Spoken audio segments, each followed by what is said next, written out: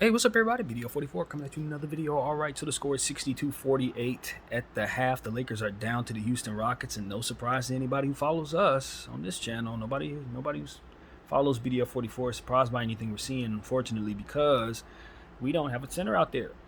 And when you have a situation where you leave yourself without everything that you need going up against a team that really is playing with house money at all times and is sick of losing because they've been losing all season long and now have been given the green light to compete, they're going to go out there and kick your butt, especially when they see players that are not of their cachet running up against them.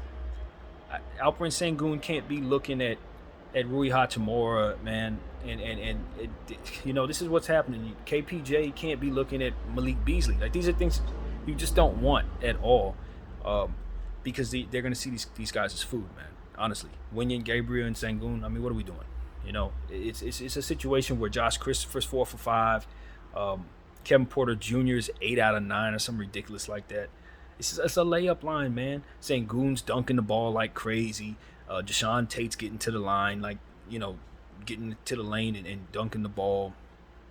All of the stuff I told you we were going to see is exactly what you see. Everything, all of it, unfortunately, because it's not unpredictable. You don't respect weak side help defense, you're going to get beat by a team that has nothing but athletes all over the floor. Not to mention that we find ourselves in a situation where they're playing even better defense than normal because we trying to get in the fast break and can't make a layup. Seems like every time we driving at the rim, nothing. No call and no score. We are just finding ourselves giving up stops to these guys constantly, and that is not something I was anticipating at all. Austin Reeves came in off the bench and is really stepped up heavily. I don't think he's missed but one shot. We got to continue to empower this dude in general if we want to succeed. But it's just a situation where, look, I mean, I'm not pleased with what I'm seeing down there from a rotational standpoint at all. But I can't really even stop at Darvin and say it's Darvin's fault. Nah, you got to look at it from a even deeper standpoint. The Lakers knew dang well they weren't going to play AD in this game in the offseason when they saw this game on the schedule. Why? Because it's a back-to-back. We know that. AD's not going to play in a back-to-back, so you just know that. So there should have been no reason with this game coming up that we come into this building without a center. A single center on our roster. Wenyen Gabriel's not a center. How many times I got to tell people this? He's not. And as much as I like him out there, and he's hustling hard, but he's not able to face Sengun. He's not able to face Jabari Smith. That's not happening, man. These guys are rebounding over him, and it just is what it is. It's not his fault.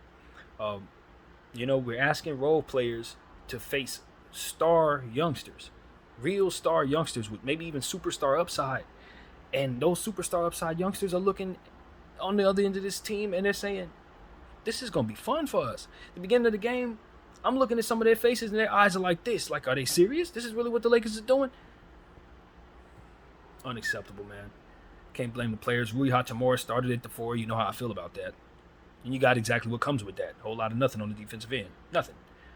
Malik Beasley, I love him to death, man. He gave us a heck of a performance yesterday, but he's right back to where we started. Was it 2 for 7 or something like that? It is very predictable stuff, man.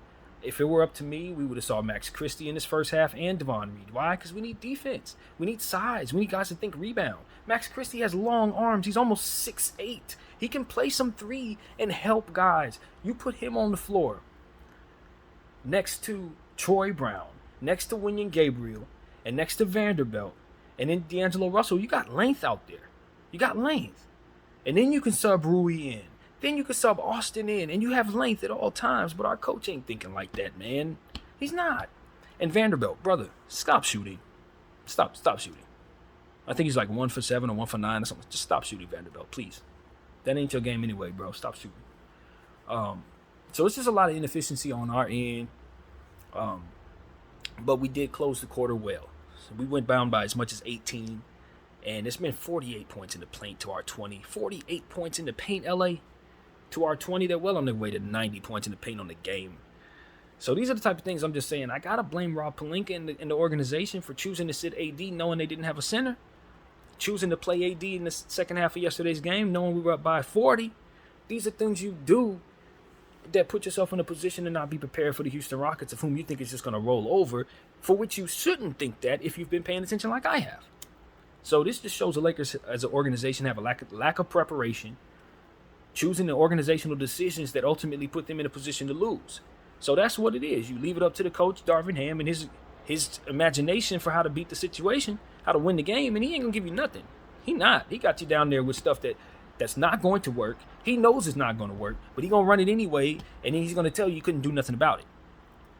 You know what I mean? As to which I'm coming up with solutions here. I'm telling you, hey, you put Max Christie at the 3, you put Austin Reeves at the 2, you put Vanderbilt at the 4, you put Wenyen Gabriel at the 5, and you give yourself the length necessary.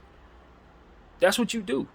You put Dennis Schroeder and Austin and of course D'Angelo Russell in there at the point guard to keep it making sense. Obviously, you sub in Rui Hachimura. Obviously, you sub in other players to make it make sense. But you don't leave Malik Beasley out there who's too short, who can't hit a shot. Because on one end, he's bricking everything. On the other end, and nobody's rebounding anything. Nobody's stopping anything because he's down there and part of the problem, being too small to do so. So it's like, Darvin ain't going to help you. That's what it really comes down to. If you're Rob Pelinka, you got to understand, Darvin ain't going to make this work, man. You got to give him what he needs, or his imagination is going to lead you to lose it. That's it. So I blame the GM. You got to get a center in here, man. You can't do this. Unacceptable. So that's what it really comes down to. Don't blame the players, and the coach is going to do the best he can. It's the bottom line. BDL 44. I thank you all for watching. I'm out.